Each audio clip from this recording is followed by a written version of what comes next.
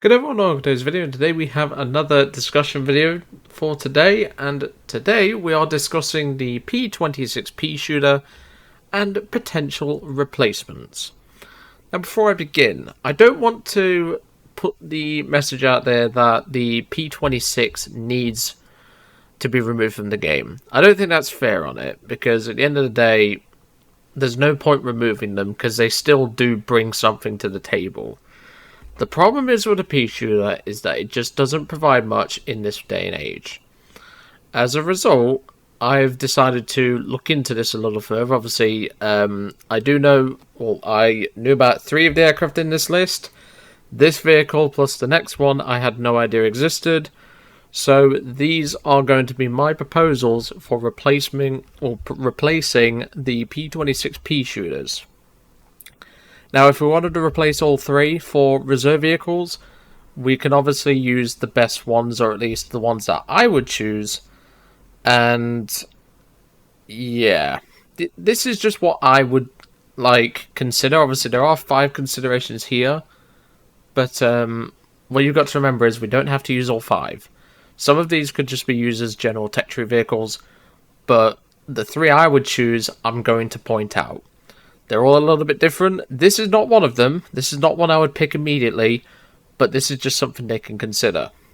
So this is the Berliner-Joyce XF3J. This is a one-off prototype biplane fighter. Now, it's not as fast as a Peashooter, but it's still enough to keep up with the majority of biplanes that it's going to meet at its BR. Now, my only concern is it does look a little bit heavier than what you would expect from a biplane. And with an engine that's not the most powerful, although I suspect this will be more war emergency power, this should be fine, regardless. So we have a good top speed, 2 30 caliber machine guns, which, to be honest, that's fine. Could be better, but that is fine. And of course, a couple of bombs, which it's fine. That is perfectly acceptable for a reserve aircraft. It's got relatively okay stats.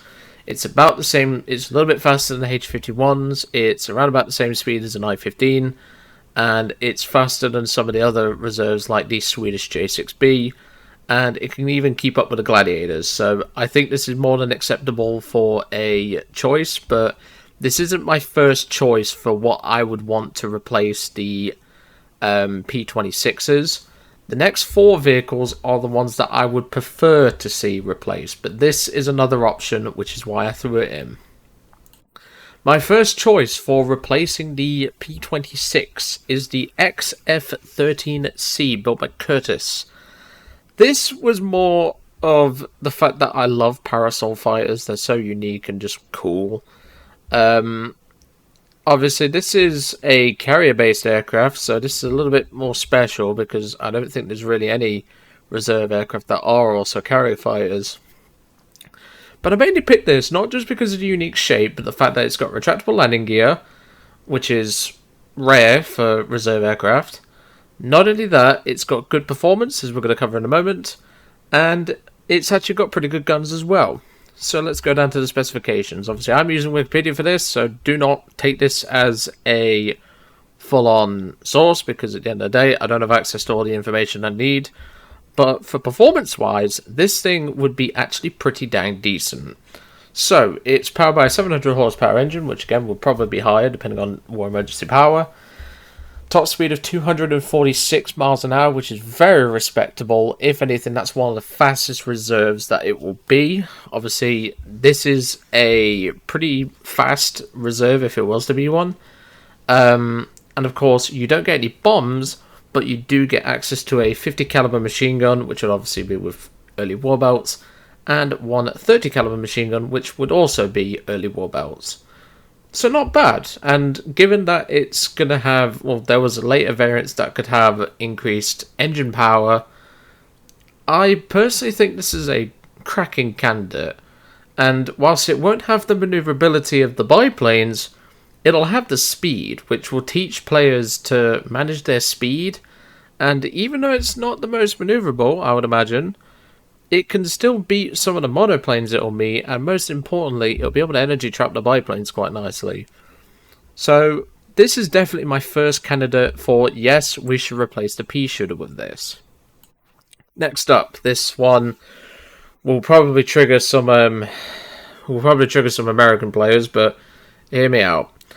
So when looking into this, obviously I knew about the Goshawk because obviously we have the Hawk 3 in the Chinese tech tree.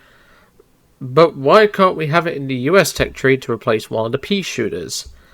And I figured we'd use the earlier Goshawk variant, the F11C, and then of course the BF2C, which became the Hawk 3. Now I'm proposing we use one of the earlier C variants because obviously the fixed landing gear, this makes it a little bit more special, and obviously keeps it to more reserve level areas. But obviously if we wanted to include retractable landing gear, you could go with a C3, which is perfectly fine. Looking at specifications, you can have two 30 caliber machine guns, roughly the same bomb load as a Hawk 3. You're just not as fast as some of the other biplanes, but you will still be able to match them in maneuvers depending on which variant obviously is put in. I've been able to match I-15s in a Hawk 3. So I don't really see a problem with this coming in, even if it's a little bit slower. Obviously, the engine power will probably be a little bit more, as I said, on War Emergency Power. The 230 cals, they're not amazing, but still, they will do some work if you can get some careful shots in. And given this thing's maneuverability, which, if it's anything like the Hawk 3 is, which you can see in Chinese colours there, so we can even get one in the Chinese tech tree, it will be more than maneuverable enough to compete, even with the below average speed. And obviously with it bringing bombs to the table as well, which are also quite good, this is definitely a plus from me. Then of course we move on to the older brother, which is, well, this becomes the Hawk 3 in the Chinese tech tree. So all you need to pretty much do is take the Hawk 3, put some American markings on it, job done. You get the same bomb load, you get the same engine power, you get the same overall performance, you get the same guns, and I think there was a variant with a 50 cal, if memory serves me correctly, yes, on there. I also looked into it out of Wikipedia, and this is correct. There was variants with 50s and 30s, there was variants with just 30s. I think I even saw one that just had the 50, but I don't think anyone would take just the 50, but you never know. And of course the bomb loads of one 500 pounder and two 100 pounders, which obviously in game it carries 4 100 pounders, but I'm keeping quiet about that because I know guys will bloody change it because I love the Hawk 3 for that. But personally, I think the Goshawk is a perfect candidate. Obviously the Hawk 3 variant is more ideal due to its high performance, as you can tell there, 255 miles per hour, and it's in the game already, so I really don't see a problem with this, to be honest. And given that the game can simply just the guys who developers can simply just go, you know what, let's take the Hawk 3, give it a different name, slap it in the US tech tree, slap one with fixed landing gear, or if you want, just make one that has retractable landing gear but a little bit less power or a little bit less performance, give it only the 30s, and then give this one the 150 and 130, and I think we're pretty much there. So the previous aircraft that I've just mentioned, obviously the XF thingy, the Goshawk we mentioned a minute ago, and this Goshawk would be more than adequate to replace the P-26s. But there is one more candidate that I wanted to bring up, and that is the F2F biplane. So obviously we do have the F3F in-game, which obviously is a researchable and premium 1.3 aircraft, which it is very good in the game, but the F2F is a perfect candidate for a reserve. Why is that? Well, if we go down to this point over here, obviously the F3F in-game has 150 cal and 130 cal, and access to a couple of bombs. This one's a little bit slower, only gets 30 cals and no bombs. Perfect candidate, and if it turns like the F3F does, you're going to have a fun time with this thing, even with just 230 cals. And personally, I think the candidates that I have chosen are more than fair, because at the end of the day, the P-26s need a replacement. As far as I'm concerned, they need a replacement. And I think the previous 4 that we've discussed, obviously the 5th one, can be used as well. But I personally think this could be a good way to not only introduce new aircraft to the game, but keep the Peashooters in the game as a optional reserve, or researchable aircraft I should say, and just in general add a little bit more to the tech tree that not only helps new players play the US tech tree, but just adds a little bit more spice and gives the Americans something to fight back with, especially against the swarm of I-15s that we keep seeing. But anyway, I hope that's covered everything. Obviously, this is how I normally do these suggestion videos. I just load up Wikipedia, I talk about the vehicle, and what I think it would bring to the table.